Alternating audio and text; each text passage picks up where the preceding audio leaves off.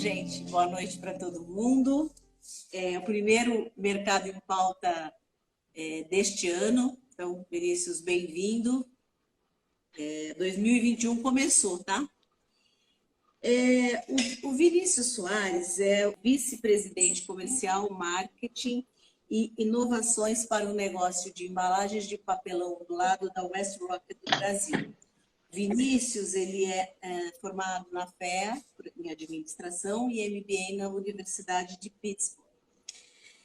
Trabalhou por 25 anos na Dupont, era nosso vizinho aqui, nas áreas de vendas, marketing, planejamento estratégico, liderança de negócios, globalmente em setores como têxtil, plásticos, químicos, biotecnologia, e morou lá nos Estados Unidos por 3 anos. E desde o ano passado está na WestRock, desse desafio, né?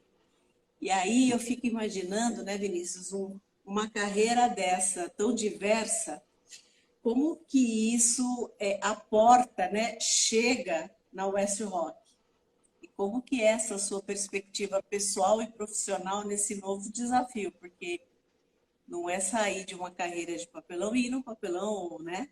É uma coisa muito diferente. Sem dúvida. Bom, primeiro agradeço aí o convite, assunto da gente estar junto do Instituto de Embalagem essa noite. É muito bom ter essa oportunidade da indústria de papel e papelão estar discutindo, trazendo perspectivas, então reforço meu agradecimento. Sobre a pergunta, sim, realmente tive aí 25 anos na Dupont e surgiu realmente esse convite para a WestRock, e desde as minhas primeiras interações com a WestRock, algumas coisas me chamaram bastante atenção, né? A primeira, uma empresa super séria, quer fazer as coisas certas, segurança, integridade, respeito, e realmente eu vi vários exemplos nesse sentido. A outra, todas as pessoas que eu interagi, pessoas extremamente apaixonadas, que realmente gostam do que fazem, que querem realmente fazer o melhor, e isso foi realmente contagiante. E o terceiro ponto foi o entendimento de vários investimentos que haviam sido feitos no Brasil recentemente e uma perspectiva de novos investimentos para o futuro. Então, quando surgiu essa oportunidade e eu vi esses elementos, eu realmente falei, caramba, é o tipo de oportunidade que talvez eu realmente creio que posso aportar e posso participar desse crescimento também. Então, com certeza, entre uma empresa de ciências com uma empresa de embalagens, existem diferenças, mas também são duas empresas americanas de primeira linha, de novo, muito sérias, que têm tecnologia, que sabem o que querem fazer.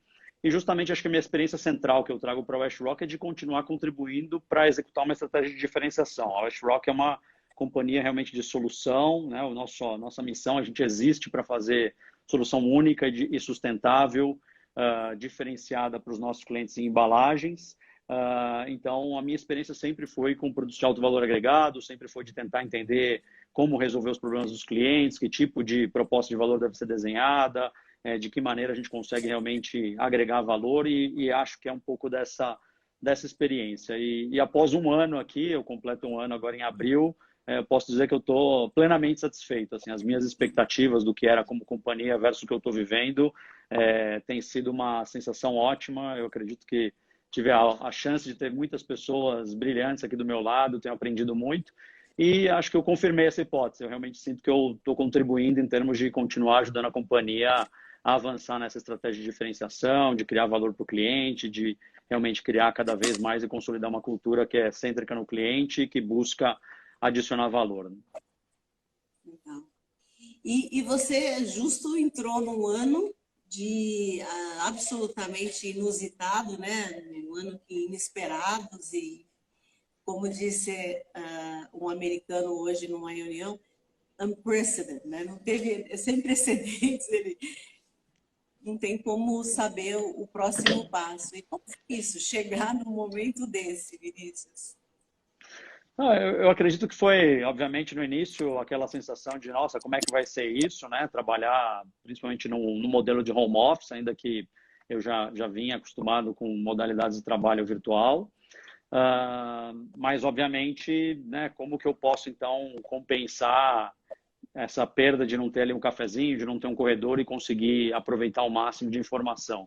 Então, realmente, isso foi um desafio. Mas eu, de novo, primeiro fui extremamente bem recebido, as pessoas foram extremamente preocupadas em me ajudar a entender a indústria, entender o setor. Eu busquei me dedicar ao máximo e acredito que hoje, olhando para trás, até assim, realmente ficou uma coisa meio deformal, ou seja, acho que a forma que a gente trabalha, a gente consegue ser extremamente produtivo e hoje eu acredito que isso já é realmente parte das nossas vidas trabalhar dessa maneira e acredito que não tive maiores prejuízos para realmente aprender nos momentos com todos os cuidados, onde a gente tinha momentos de Covid menos forte, procurei me deslocar e conhecer as unidades e realmente aprender mais das tecnologias. Mas, enfim, acho que foi realmente uma experiência diferente da que talvez eu tinha planejado, de como que ia ser. Mas hoje, olhando para trás, acho que eu estou perfeitamente adaptado a esse novo mundo. Eu não sei como que é a política da WestRock de divulgação, mas você pode citar alguns números macros da WestRock? A gente tem alguns números gerais que a gente discute, apresenta nas nossas teleconferências com os nossos investidores, então eu posso dar alguns números gerais. Então, de uma forma geral, a WestRock é uma companhia de 18 bilhões de dólares globalmente. A gente não reporta números locais. O que a gente pode conversar é que nas nossas conversas com os investidores a gente dá a visão do que são os nossos números globais, o que é o nosso número Brasil com relação às nossas margens.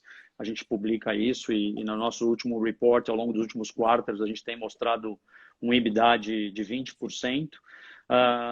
E, naturalmente, essa rentabilidade acho que é resultado direto da nossa estratégia de diferenciação. Desculpa, pode repetir? Não, eu disse 20% é bastante de vida, né? É bem bastante. Realmente, de novo, a nossa escolha é realmente trabalhar na diferenciação, né? Então, realmente trabalhar com clientes onde não está escolhendo simplesmente por custo, mas como que é resolver realmente o seu desafio na escolha de uma caixa que possa ter uma determinada performance, realmente ele ter uma melhor gestão do supply chain da logística dele, de olhar para todo o processo de sistema de embalamento dele, como esse produto chega no varejo. Então, realmente, a nossa proposta é de olhar para o negócio dele de uma forma ampla, né? Então, a gente está olhando os problemas de negócio dos nossos clientes. E aí nós buscamos participar dessa solução e ter a nossa parte justa sobre isso. Uhum. E como é o plano de investimento da WestRock aqui para o Brasil? Eu sei que vocês lançaram uma fábrica totalmente nova agora, mas eu queria entender se tem um plano de crescimento, né? Da WestRock no mercado brasileiro e quais as metas, se é que você pode divulgar para os próximos anos. Perfeito. Acho que vale recapitular esses investimentos recentes, até porque eles vão ter impacto pelos próximos vários anos. Então, nós, há pouco mais de 2 anos, fizemos o lançamento da nossa unidade de papelão ondulado em Porto Feliz, né? Uma fábrica absolutamente de primeiríssima linha, de altíssima tecnologia, com toda a capacidade de realmente produzir embalagens de alta performance, com uma possibilidade de um altíssimo nível de serviço, numa localização geográfica chave para grandes consumidores de embalagens, né? Então, essa é uma fábrica que a gente está aí completando algo em torno de 2 anos e ela tem acompanhado aí o nosso crescimento. O segundo investimento relevante que a gente está prestes a completar o processo de investimento é uma expansão bastante significativa na nossa unidade de papel em Três Barras, Santa Catarina. Então, basicamente, a gente vai fazer uma expansão significativa em termos de papel e a ideia é que, efetivamente, essa expansão de papel permita a gente integrar mais esse papel nas nossas unidades de papelão e continuar crescendo no setor de caixas. Naturalmente, a gente não dá detalhes específicos com relação a metas futuras, mas eu posso realmente afirmar que tanto esses investimentos recentes, que foram significativos, vão trazer benefícios para os nossos clientes aí ao longo dos próximos vários anos. E, naturalmente, pela nossa posição, nós somos uma empresa totalmente integrada, temos nossas florestas, temos uma operação bastante grande de papel e com 4 unidades aí distribuídas de papelão ondulado pelo país, seja no Nordeste, em Pacajus, ali na Grande Fortaleza, aqui em São Paulo, Araçatuba e Porto Feliz, e no Sul, em Blumenau. Certamente, nós temos todas as condições de continuar crescendo e continuar expandindo nossa posição no mercado. Ou seja, realmente existe uma importância do mercado brasileiro para o Westrock? O Brasil é relevante. O Brasil não, o mercado brasileiro. Sem dúvida. É super relevante até, né? A gente começou a conversa, você me perguntando da minha carreira. Esse foi um dos fatores que mais me atraiu para vir para cá. A Westrock realmente uma companhia comprometida com o Brasil, esses investimentos mostram isso.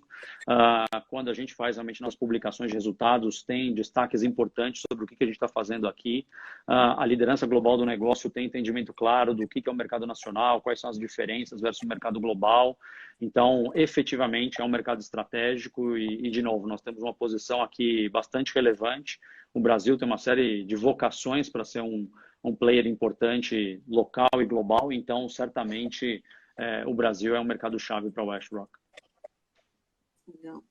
Vocês continuam atendendo como principais mercados linha branca, calçado, limpeza, higiene e limpeza, né? Produtos pessoais, alimento seco e proteína. Tem algum mercado que você, desses, né, que você destacaria ou diria assim, não, esse aqui merece um pouco mais de atenção, é um mercado que a gente considera daqui a pouco pensar um pouco mais? Como que estão esses mercados para vocês?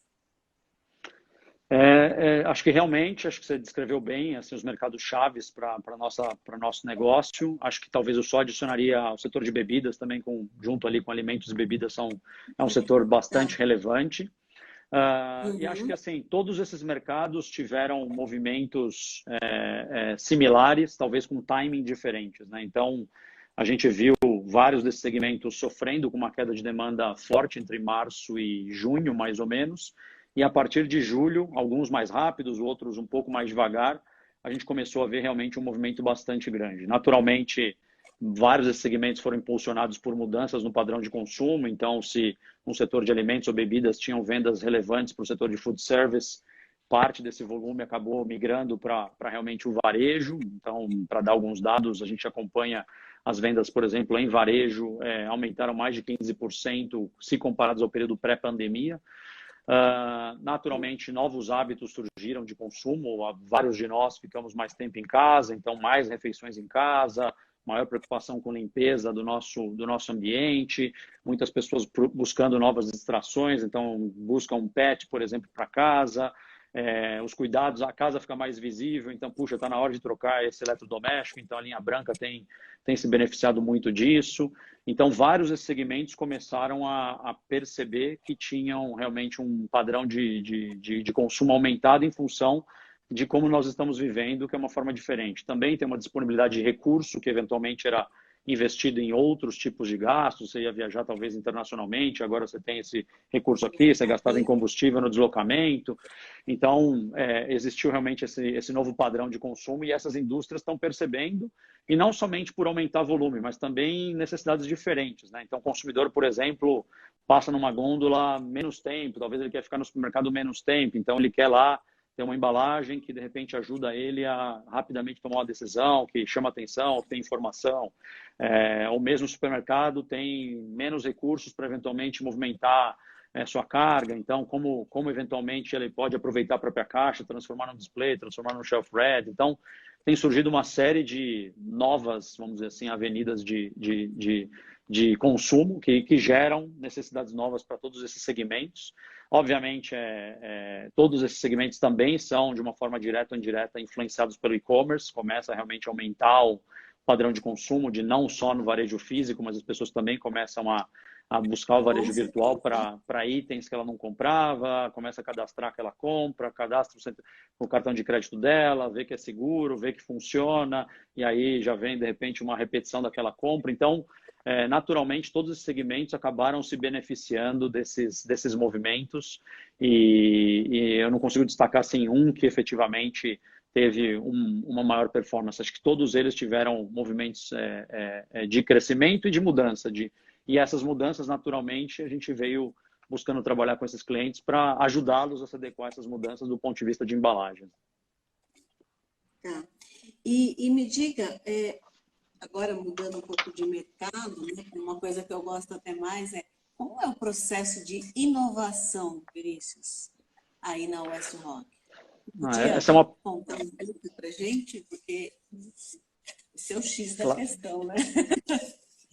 Sem dúvida, não, sem dúvida, e realmente esse é um lado que parte da minha experiência anterior e o que eu estou vivendo aqui tem sido bastante interessante. É, inclusive, para nós, inovação é um elemento de diferenciação chave e até para colocar essa inovação a serviço do cliente de uma forma cada vez mais efetiva, nós lançamos um conceito recentemente que se chama WashRock, a sua fábrica de soluções. Então, a ideia é justamente inovar junto com o cliente e para acontecer isso, nós estamos não somente olhando a escolha da embalagem, mas acompanhando toda a jornada dele. Então, bom, quando que essa embalagem tem que estar presente no meu estoque, né?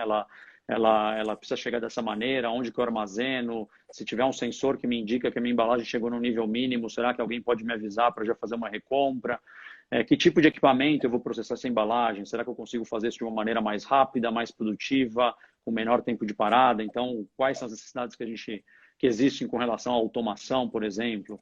Uma vez tendo esse equipamento, como que essa linha de manufatura funciona? Como que ela pode funcionar com menos energia, com menos manutenção, com tempo de parada mais rápido?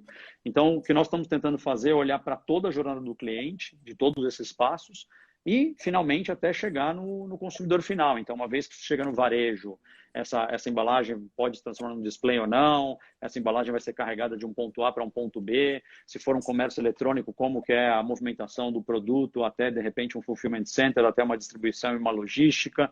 Então, o nosso conceito de fábrica de soluções é tentar realmente olhar para todo o processo do cliente, não somente a embalagem em si, e aí sim aplicar a inovação. Então, a gente tem desenvolvido uma série de exemplos, se tiver interesse eu posso contar sobre alguns deles, de que mostram a inovação em prática, né? O que a gente chama do nosso propósito em ação.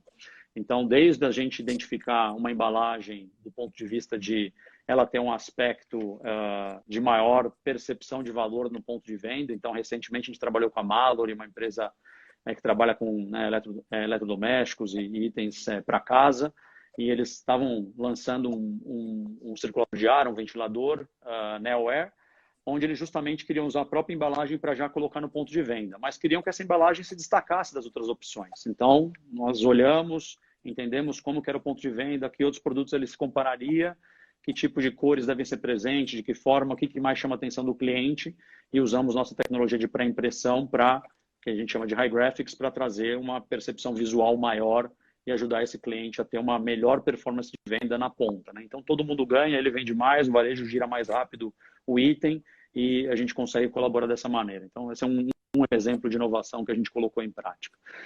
Outro exemplo, a gente tem trabalhado muito essa questão essa flutuação de demanda, e na verdade agora esse aumento de demanda bastante relevante, tem feito com que tenha sido difícil planejar como atender essa demanda. Então, o que nós temos trabalhado com diferentes clientes é em soluções de uma gestão compartilhada de demanda e oferta. Então, vou dar um exemplo específico de um cliente, por exemplo, a JBS.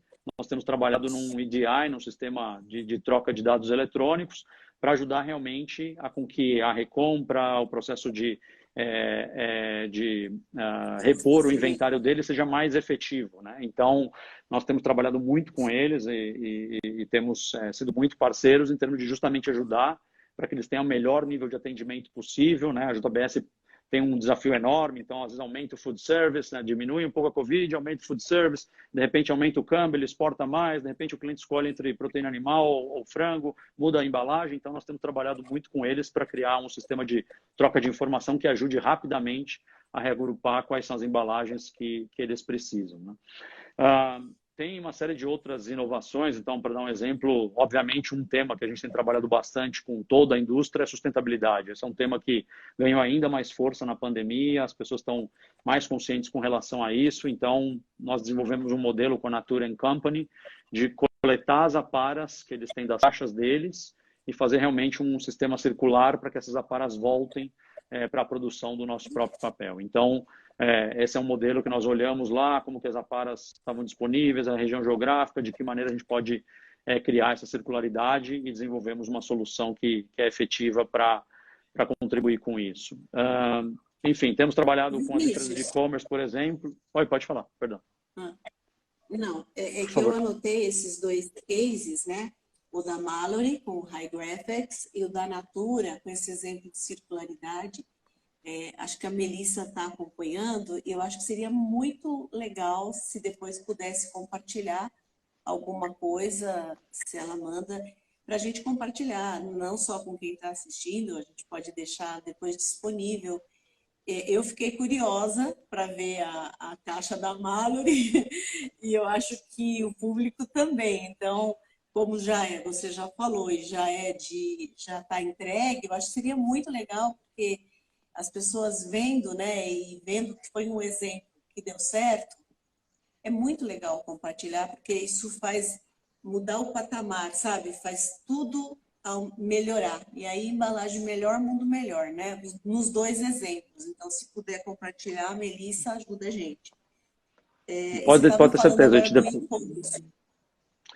No e-commerce tem vários tipos de novos desenvolvimentos que têm surgido, então desde encontrar embalagens que servem muito mais para movimentação entre a indústria ou a marca e os centros de distribuição. Então hoje a gente tem desenvolvido aí o que a gente chama de gaylords, que são embalagens grandes para movimentação, que se beneficiam muito de embalagens que têm uma alta resistência, que tipicamente são obtidas por embalagens que são feitas com papel a partir de maior proporção de fibra virgem. Então, nós temos trabalhado com a Amazon e com outras empresas nesse sentido para encontrar realmente esses gaylords que permitam a melhor movimentação e que todas as outras caixas possam ser distribuídas e movimentadas de uma maneira mais efetiva, né? E outras experiências de e-commerce, de, por exemplo, ao receber uma caixa em casa, né, ter uma experiência de compra, então, eventualmente, também ter uma caixa colorida, com aspectos diferentes. Então, o próprio High Graphics passa a ser uma alternativa que ajuda a criar essa experiência de consumo, de se abrir uma caixa bonita, que tem alguma coisa, de repente, dentro dela. Então, são temas que a gente tem trabalhado também com diferentes players aí, sejam marketplaces ou brand houses que estão envolvidos com e-commerce. Só para dar alguns exemplos de como a gente tem aplicado a inovação e tentado trabalhar com essa visão da jornada do cliente. A gente tem estudado bastante nos últimos 6 meses, né? As embalagens de e-commerce, né? E tem estudado e tem comprado tudo por e-commerce. Agora virou febre, todo mundo aqui está comprando. E a gente manda para cá e já põe na mesa para abrir, vai filmando e tal. E tem sido, a gente tem tido muitas surpresas legais, né? Com impressão interna, com bilhete. Teve mais de uma, que junto com a nota naquela bolsinha, mandou um sachê de álcool em gel. Olha que coisa, não sei se você viu, eu fui só um cara fez isso. E aquele sachê não deve ter custado muito, quase nada, provavelmente. Mas essa preocupação, né, é saber que o cara que está recebendo está preocupado com isso. Né? Muito provavelmente as pessoas, dos motivos da pessoa estar indo para o e-commerce também é que eu não quero ir na loja, né? Muita gente, né? Não é todo mundo que nem a gente que fica pedindo só para ver se a embalagem é boa. E também, muito legal, Vinícius, e aí depois a gente recebe muita coisa ruim, sabe? Mal dimensionada. Eu até coloquei, a gente está daqui 2 semanas, dia 15, começa o nosso curso completo de embalagens, né? Então, a gente recebeu coisa aqui super mal dimensionada, né? Um pacotinho assim, numa caixa enorme, quer dizer, nonsense. E aí a gente fala, realmente, né? A embalagem, para ela ser eficiente, ela precisa ser projetada para ser eficiente, ela precisa ser pensada, né? Ela precisa ser olhada como um todo. E isso realmente ainda falta.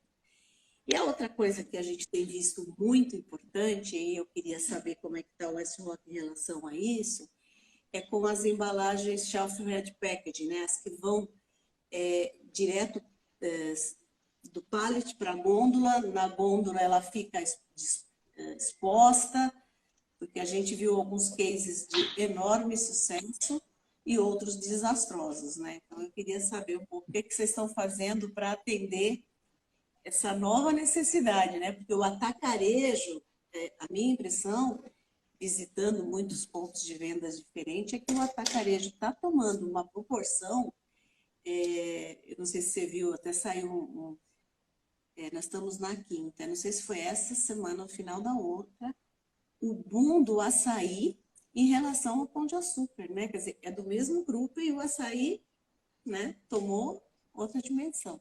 Mas, por favor, eu Ah, gostaria de não, saber sem de dúvida. shelf packaging. Tá bom, talvez só para resgatar o comentário de e-commerce, sem dúvida, existe uma oportunidade para continuar desenvolvendo, então só para completar esse comentário, o crescimento de e-commerce é global e local, então, obviamente, até parte do aumento de demanda significativo de papel e papelão do lado vem pelo crescimento exponencial do e-commerce lá fora e no Brasil também, da mesma maneira. Então, acho que a indústria justamente está fazendo todo um esforço para acomodar e responder a uma velocidade absolutamente exponencial.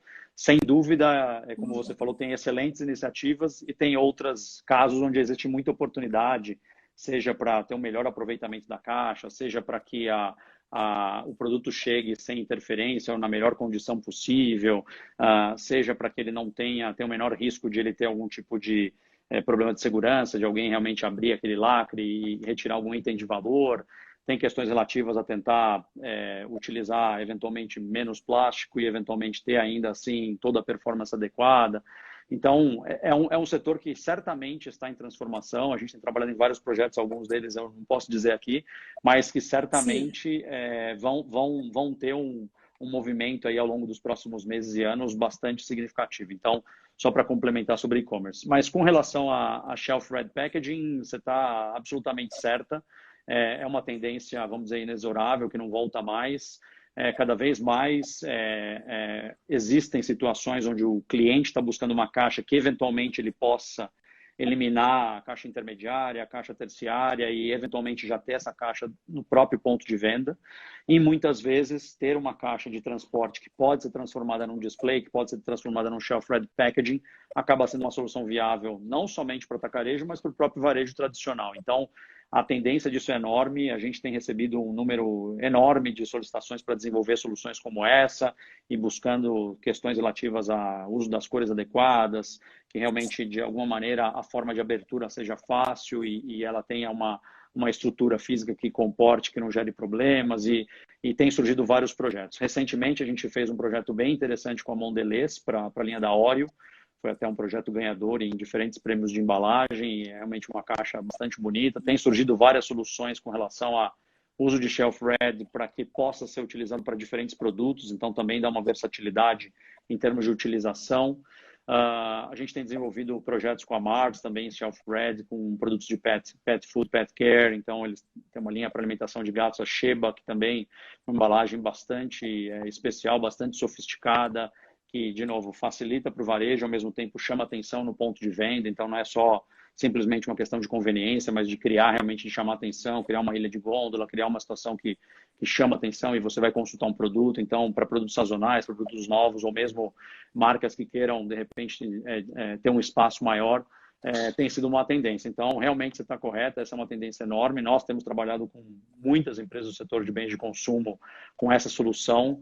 E aí também a combinação entre esse tipo de embalagem com o uso de high graphics, para nós tem sido algo bastante relevante, porque, de novo, tentar desenvolver uma embalagem que tenha o desenho adequado, a estrutura correta, a integridade adequada e, ao mesmo tempo, um aspecto de visual, de beleza, que cria esse impacto. Então, o High Graphics permite isso e a gente tem tido vários projetos. Curiosamente, acho que nos últimos grandes aí prêmios de embalagem, da Abre, da embalagem marca e mesmo da Biflexo, vários casos foram com High Graphics e vários casos foram de High Graphics com Shelf Ready. Então, realmente é uma tendência bastante importante.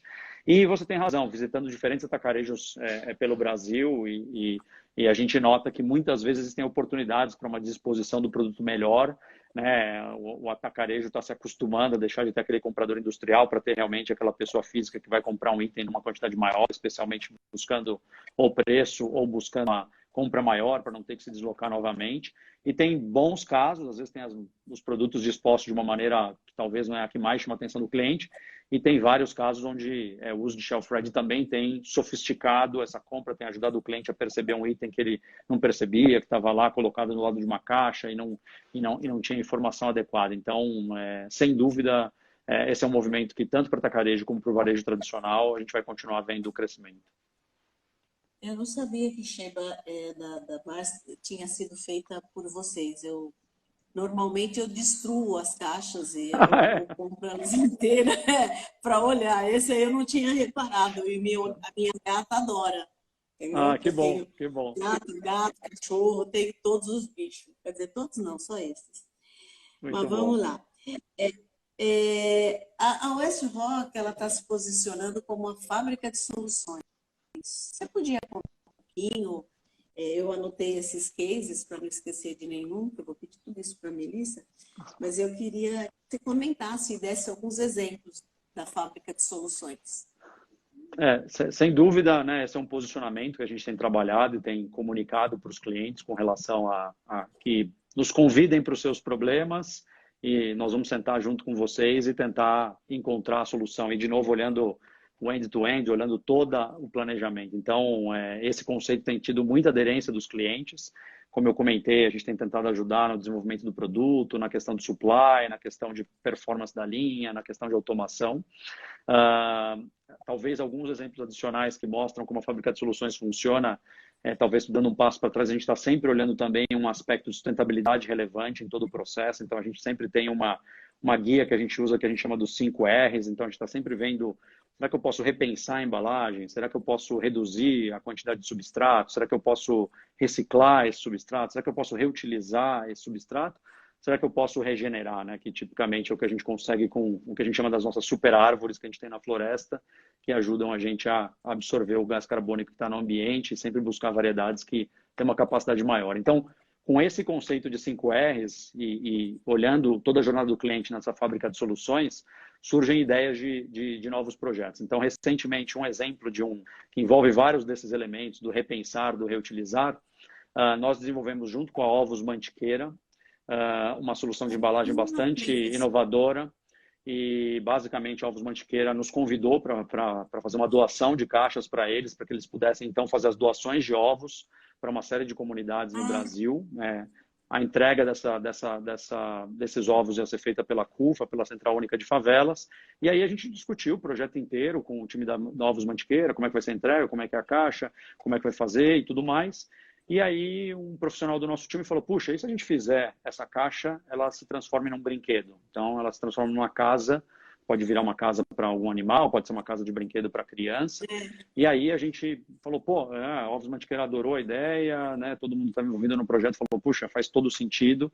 Então, a gente fez esse redesenho da embalagem e fez a caixa, né? Que dentro tinham várias caixas de ovos, a caixa externa com esse conceito de uma pequena casinha que virava uma caixa de brinquedo. Então, a fábrica de soluções, a ideia é a gente está sempre aplicando esses conceitos, né? E às vezes pode ser algo muito mais tático e operacional de falar, puxa, tem essa embalagem, será que eu posso redesenhar? Será que eu consigo fazer com menos fibra? Será que eu ainda consigo atender a resistência necessária? E pode passar por algo mais estratégico de pensar em como reposicionar o próprio produto. Então, esse é um conceito que a gente tem trabalhado e conversado com vários líderes de diferentes empresas e a partir daí a gente tem desenhado soluções de novo únicas, diferenciadas, que vão de acordo com a necessidade do cliente. E a gente tem um time de especialistas, né? Então, no meu time, eu não tenho só especialistas de desenvolvimento de embalagem, eu tenho pessoas que conhecem muito de supply chain logística, tem gente que conhece de Internet of Things, tem gente que conhece de características de marketing na escolha de uma embalagem. Então, por exemplo, nós recentemente, durante o investimento de Porto Feliz, nós colocamos lá um laboratório de realidade aumentada, de realidade virtual, que ajuda o cliente a simular, ele coloca lá um óculos e ele vê como fica o produto dele na gôndola. Então, a gente busca ter um time bem multidisciplinar para que nós colocamos esses experts nos diferentes assuntos, conversando com os experts dos clientes para pôr a cabeça junto para pensar e falar, será que a gente pode resolver esse problema de uma outra forma? Então, esse é o conceito da fábrica de soluções e é dessa maneira que a gente tem trabalhado nos últimos meses e tenho que reconhecer com bastante sucesso. Muito legal. Eu gostaria de parabenizar pelo Ovos da Mantiqueira, né? Não só pela contribuição social, pela inovação, né? A Cíntia, inclusive, está me devendo essa embalagem. Ela prometeu, ainda não nós vamos viu, mandar Cíntia? para você. Não, mas assim, a Mantiqueira, ela tem feito, né, vários projetos que tem valor, né? Tem valor social tem o valor do cruelty free, que eles foram os primeiros a lançar os galinhas felizes, né? Galinhas livres de gaiola. Então, tem conceito, né? E essa questão de conceito, com o mesmo conceito de vocês, de sustentabilidade ambiental, eu acho que é um casamento muito perfeito. E eu não sei se você está acompanhando, mas a Amanda, que é uma das executivas da Ovos Mantiqueira, ela lançou o Note, né? Você conhece o projeto? Sim. Uma das 25 pessoas, startups brasileiras que ganharam um prêmio internacional. Então, assim, mostra que quando tem propósito, né? E que esse propósito é verdadeiro, as coisas vão se alinhando e vai dando tudo muito certo. Isso é muito legal. Isso é bem legal. Parabéns, né? Pela Não, escolha obrigado.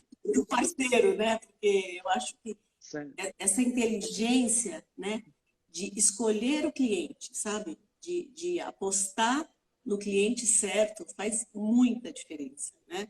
Cliente que comunga dos valores. Isso é fantástico. Sem Bom, dúvida. E a gente tem percebido realmente cada vez mais empresas buscando realmente refinar o seu propósito, realmente tentando olhar, né, obviamente a geração de valor, mas como isso impacta a comunidade. E a embalagem joga um papel super importante. Nós vimos como a sim, embalagem foi crítica na pandemia, é um item essencial e realmente a gente tem que continuar abrindo a nossa cabeça de como a gente ainda cria mais valor com isso, né? O caso da Mantiqueira é um, mas sim, a gente espera participar em vários outros. legal. Vocês comentaram, né, da fábrica de Porto Feliz, que um dos destaques, você falou por várias vezes, da questão da pré-impressão. Eu lá no passado trabalhei na pré-impressão, tá? E acho que é fundamental quando você quer para a embalagem final o projeto, né, e uma boa pré-impressão. Uma pré-impressão bem feita te resolve um monte de coisa, né, durante a impressão e te aporta no resultado final. Não sei se você pode comentar um pouco sobre. Sem dúvida. Acho que realmente acho que foi um dos investimentos mais acertados da WestRock de realmente colocar uma primeira linha de pré-impressão junto do site que nós temos em Porto Feliz. Então, foi uma aposta importante de será que o mercado nacional está maduro para esse tipo? Será que existe essa busca por uma embalagem mais sofisticada? E os resultados são excelentes. Nós temos cases com pré-impressão praticamente em todos os segmentos.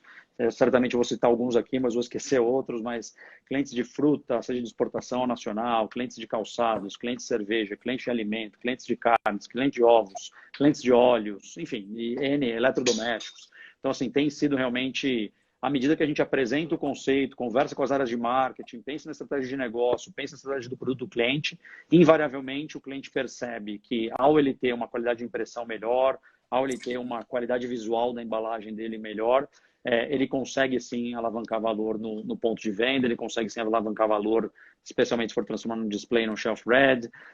Em muitos casos, tem clientes nossos que têm usado essa abordagem da caixa e direto para o ponto de venda também, e ficar visível, seja em atacarejo, seja no próprio varejo.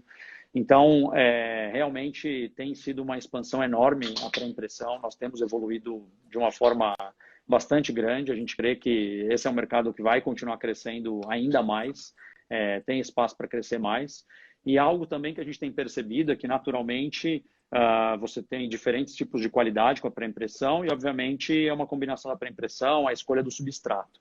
E, em vários casos, obviamente, de acordo com o tipo de objetivo que se quer alcançar com aquela impressão, com a qualidade de cores, com o brilho, muitas dessas embalagens são feitas com papel white top liner, com papel coated, mas o que a gente tem percebido é que para várias categorias e várias situações você consegue ter uma qualidade visual muito boa, mesmo no papel pardo, no papel craft. Então, isso permite para o cliente também ter uma capacidade de atender, ter uma diferenciação e ainda assim, eventualmente, não ter um investimento no substrato tão significativo. Então, isso tem sido algo bastante relevante nessa jornada nossa. Uhum. E a pré-impressão bem feita, né? Bem projetada, bem projetada mesmo, né? Pensada, ela economiza muito na impressão, em termos de eficiência na impressão, né? E aí roda melhor, fica mais competitiva, você gasta menos tinta, né? Então, pré-impressão é chave, na minha opinião. Eu trabalhei bastante tempo com isso Não, é e entendi altamente, que é chave.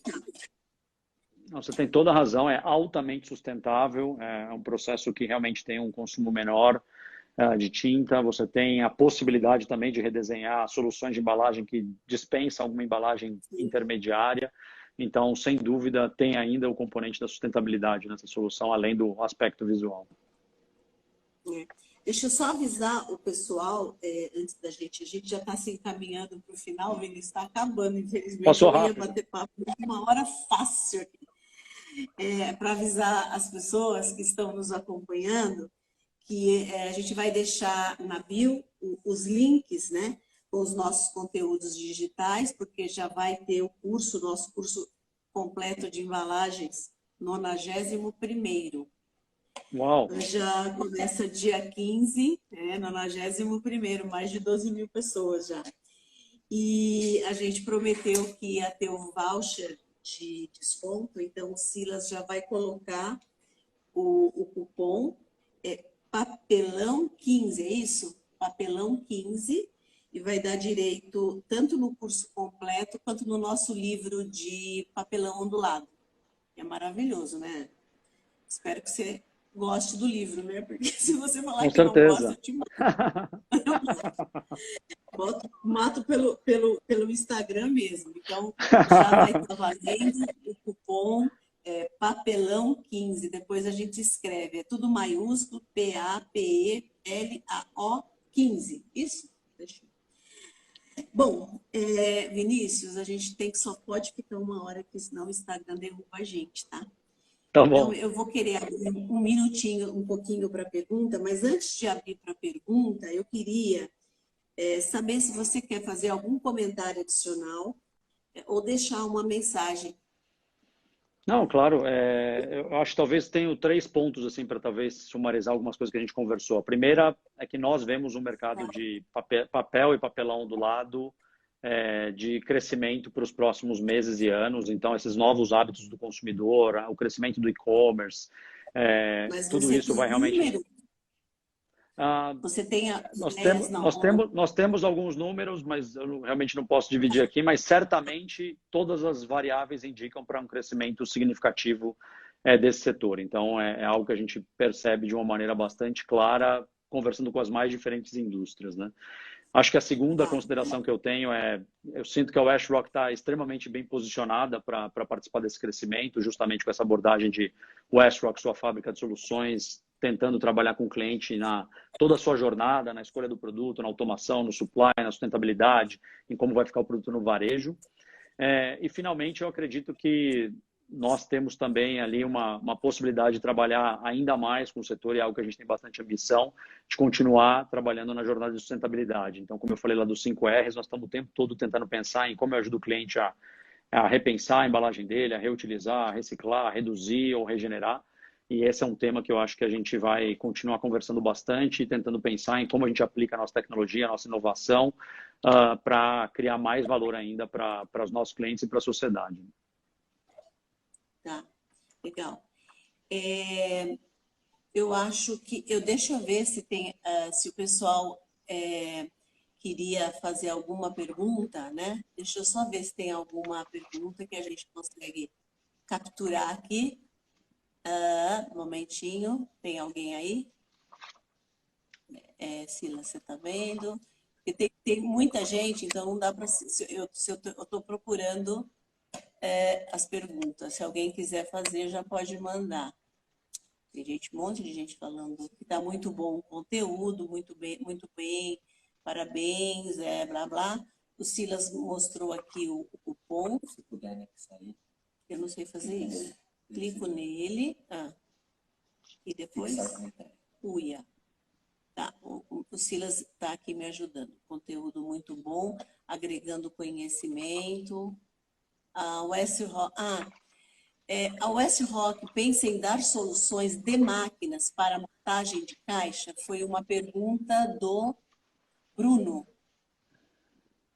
Não, sem dúvida, parte da nossa proposta de valor inclui soluções em automação. Então, nós temos tanto produção de equipamentos nos Estados Unidos e na Inglaterra, como um conjunto de parceiros aqui no Brasil com relação a uma série de diferentes equipamentos de montagem de caixas e outros tipos de solução. Nós trabalhamos com vários clientes com essas soluções de automação, seja em fruta, seja em óleo, seja em alimentos, seja em diferentes setores. Então, nós temos centenas de equipamentos que são trabalhados diretamente com a WestRock, com os nossos parceiros e que são disponibilizados para esses clientes e, naturalmente, podemos sim conversar se existir alguma necessidade específica e a gente avaliar se a gente tem uma solução de automação que atenda aí a sua necessidade.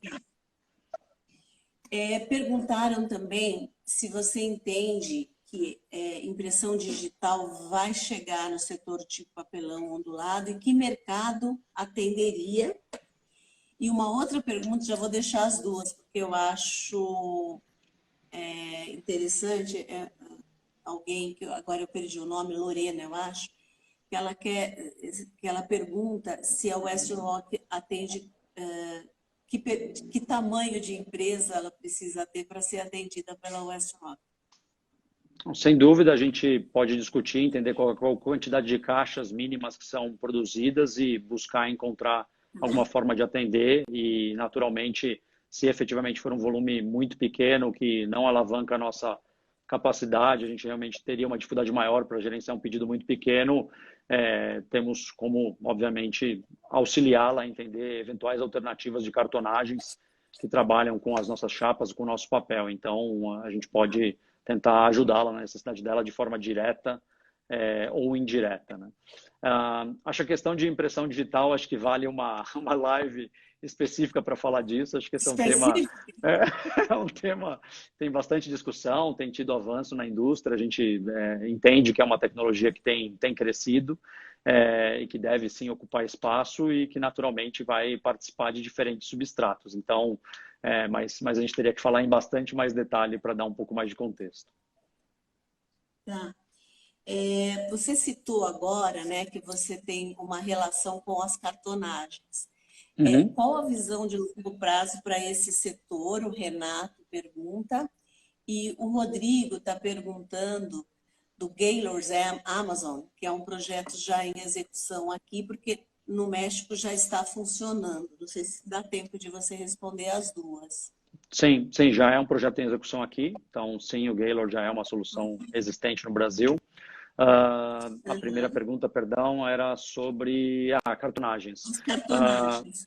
Sem dúvida, existe uma série de necessidades de empresas que precisam de volumes menores ou que precisam de certo tipo de atendimento operacional que muitas vezes as cartonagens podem fazer um papel importante. Então, eu entendo que esse tipo de setor vai continuar jogando um papel importante na indústria e, naturalmente, como todos os setores, nós, os integrados e as cartonagens, vamos ter que continuar avançando para atender essas novas necessidades em termos de velocidade de atendimento, em termos de atender diferentes requerimentos, em termos de fazer um processo de compra efetivo. Então, a gente acredita que devem existir mais evoluções nessa relação entre os clientes e as cartonagens e as empresas que fornecem as chapas para as cartonagens. Eu acho que essa gestão, especialmente do pedido em si e muitas vezes em pequenas quantidades, precisa de uma resposta rápida, é algo que vai continuar existindo e a gente tem que pôr a cabeça para pensar em como a gente consegue ajudar a que esse processo seja mais efetivo.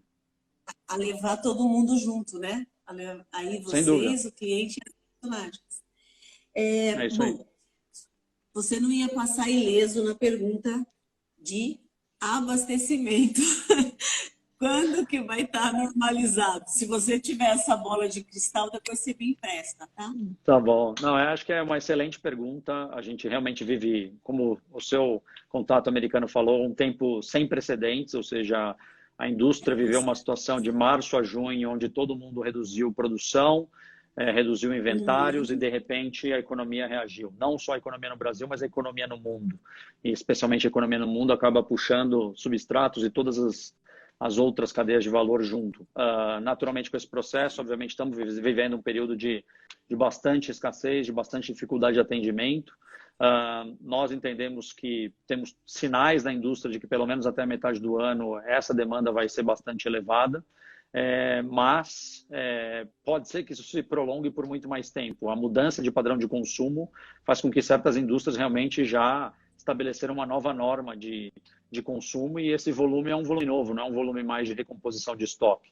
Então, é possível que alguns setores vão ter demandas bastante elevadas durante todo o ano, e naturalmente nós e toda a indústria vamos ter que buscar maneiras de seguir trabalhando em questão de como a gente atende isso e como cria oferta para isso. Mas é possível que, no mínimo, até a metade do ano vai ter muita dificuldade, possivelmente todo ano vai ter uma dificuldade razoável. Bom, Vinícius, faltam 3 minutos. Eu queria agradecer demais. Eu achei que eu te esgotei até com tantas perguntas e tantas demandas, mas foi muito rico. Agradecer, a primeira live foi realmente muito legal. Acho que contribuiu muito para quem está assistindo. Fico aguardando vocês mandarem os conteúdos para a gente poder compartilhar. E ficamos à disposição também para contar sempre as novidades de vocês, tá? Muito obrigada pela live. Eu que agradeço, Assunta, pela convite, pela oportunidade. Conte conosco da WestRock. A gente está à disposição para sempre colaborar e trazer o ponto de vista da indústria de papel, e ponto de vista de papel e papelão, ponto de vista da WestRock. Sigam aí nas nossas lives, aí, @WestRockBR, para a gente estar sempre trazendo novas informações sobre isso. E é um prazer aí conversar com vocês. Espero ter ajudado aí a trazer uma visão ainda mais ampla aí do setor de embalagens e certamente do setor de papel e papelão. A gente vai deixar aberto para quem está aí conosco no direct. Então, como a gente não teve oportunidade de passar todas as perguntas, Vinícius, depois o pessoal manda no direct e a gente encaminha para a Melissa, para vocês, né, poderem responder. Sem dúvida, nos encaminha e a gente vai... E eu já deixei aí o cupom para quem quiser se inscrever no curso completo, para quem quiser comprar o livro, tá? E muito obrigada para todo mundo, para a equipe que está aqui se descabelando comigo, porque eu às vezes aperto os botões errados, mas está tudo bem. Obrigada, Vinícius. Obrigada, Melissa, Vanessa. Até a próxima. Tchau, gente. Tchau, tchau. Obrigado obrigado. Um grande abraço. Boa noite a todos. Tchau, Vinícius.